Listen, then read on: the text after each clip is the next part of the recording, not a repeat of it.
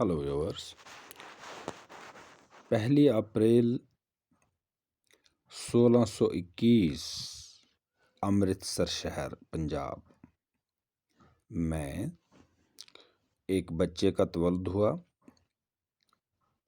जिनका नाम अपने अब्बा ने तेजमल रखा और आगे चल कर के वही बच्चा सिखों का 9वां गुरु 9वें गुरु के तौर पर उभरा, जिनका नाम गुरु तेज बहादुर बाद में पड़ा। तो उनके वालिद साहब का नाम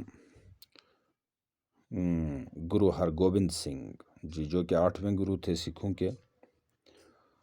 और गुरु तेज बहादुर जी बचपन से ही बहुत ही होशियार ज़हन और मजहबी मामलात की तरफ माइल थे।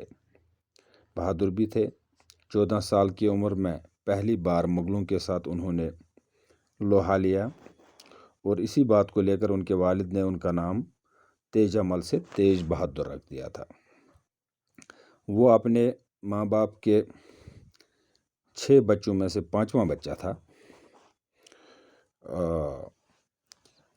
उनका जन्म अमृतसर शहर में हुआ था, पंजाब के अमृतसर शहर में। उन दिनों हिंदुस्तान में मुगलों का दौर चल रहा था। मुगल जो कि 1526 को बाबर मुगलों का बानी यहाँ आया था, उसके बाद हुमायूं, फिर अकबर, फिर जहांगीर, फिर शाहजहां और गुरु तेज बहादुर जी के दौर में शाहजहां का बेटा आलमगीर औरंगज़ेब तख्त नशीन था हिंदुस्तान पर। वो बहुत ही सख्त मिजाज आदमी था मजहबी मामलात को लेकर। उसकी हुकूमत कोई 40 साल तक कायम रही थी हिंदुस्तान में। तो मजहबी मामलात में सख्त होने पर वो क्या करता था कि उसने बाकी मजहबदारों के साथ सख्तियाँ थोड़ा सा कायम की थी। मुख्तलिफ टैक्सेस इम्पोज किए थे। उसका मतलब था कि हिंदुस्तान दीन इस्लाम का मुल्क बन जाए। और उसके लिए वो एक स्ट्रेटजी थी उसकी कि वो डेलीगेशंस भी भेजा करता था, मजहबी डेलीगेशंस, मजहबी बात को समझाने के लिए। और थोड़े बहुत सख्तियाँ भी करता था बाकी मजहब वालों पर, जिसमें सिख और हिंदुओं थोड़ा ज़्यादा ही पिस गए। उन दिनों कश्मीर हिंदुओं का ज़बरदस्त गढ़ माना जाता था और यहाँ पर शेर अफगान खान गवर्नर हुआ करता था औरंगज़ेब की तरफ से, मुगलों की तरफ से। तो मुगलों की मजहबी स्ट्रेटजी के हिसाब से शेर अफगान ने हिंदुओं पर भी बहुत ही ज़्यादा सख्तियाँ कायम की थी। तो बड़े तंग आकर के वो इधर उधर मदद के लिए दोहार लगाते गए, मदद मांगने के लिए दौड़े भागे और थक हार कर आखिरकार गुरु हरगोबिंद सिंह जी के गुरु तेज बहादुर जी के पास पहुँचे। तेज बहादुर जी, उसने ऑलरेडी ये बातें सुन रखी थी मुगलों के बारे में। तो उसका बच्चा साथ में बैठा था जो आखिर में सिखों का 10वां गुरु साबित हुआ, गुरु गोबिंद सिंह जी। तो बच्चे ने पूछा कि इस समस्या का हल क्या है। तो तेज बहादुर जी बच्चे की तरफ होकर बोले कि किसी महाआत्मा को प्राणों की आहुति शायद देना होगी, तब जाके ये मामला हल हो जाए। तो इस तरह से बच्चे ने जवाब दिया कि आपसे बड़ा महापुरुष या महाआत्मा इस मामले को लेकर कौन हो सकता है। तो ये बात सुनना था तेज बहादुर जी, उनका दिल पिघल गया।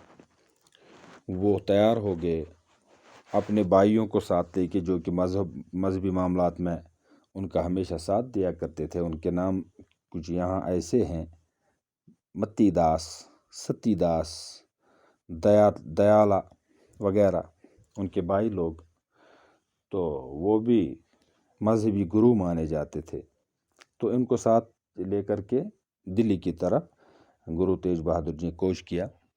रास्ते में लोगों की डेलीगेशन से मिलते गए, मजहबी मामलात को समझाते गए, اپنا مشن چلاتے گئے، اور جب دلی کے نزدیک پہنچے تو اس بات کی خبر مغل رولرز تک پہنچ گئی تھی، اور بادشاہ کے سپاہیوں نے آ کر کے تیج بہادر جی کو گرفتار کیا اور بادشاہ کے روبرو پیش کیا۔ چونکہ بادشاہ نے اس کے سامنے بھی یہی سوال رکھا کہ یا آپ کلمہ پڑھیے، دین حق قبول کریے، نہیں تو مارنے کے لیے تیار ہونا ہے۔ تو کافی بحث تکرار ہوئی، کافی سختیاں ہو گئی، تیج بہادر جی کے بھائیوں کو ایک ایک کر کے موت کے گھاٹ اتارا گیا، متی داس کو ابلتے پانی میں ڈالا گیا، ستی داس پر آری چلائی گئی سر سے پاؤں تک۔ تو اس طرح سے جب پھر بھی یہ گرو تیج بہادر جی سرنڈر نہ ہوئے تو ان کو 11 نومبر 1675 کو دلی کے چاندنی چوک میں صبح کے 6 بجے ان کا سر دڑ سے الگ کیا گیا اور اس طرح شہید کر دیا گیا۔ وہاں پر دلی میں آج بھی ایک اس ٹاؤن کو کہتے ہیں، دلی شہر میں اس جگہ کو GTB نگر کہا جاتا ہے، گرو تیج بہادر نگر۔ تو اس طرح سے پھر ان کا شو دیالہ نے لایا، پنجاب لایا، اور پنجاب میں اس نے اسے اپنے گھر میں رکھا اور گھر کو آگ لگا دی۔ تو اس طرح سے اس کا انتم سنسکار کیا گیا۔ تو یہی دن 1 اپریل کو 1 اپریل جو کہ 1621 کو ان کا جنم دن ہوا تھا، تو یہی 1 اپریل پورے ہندوستان میں گرو جی کے نام پر ان کے برتھ ڈے کے نام پر منایا جاتا ہے، اور ان کی مذہب کے تئیں ان کی قربانیوں کو یاد کیا جاتا ہے۔ بہت بہت شکریہ۔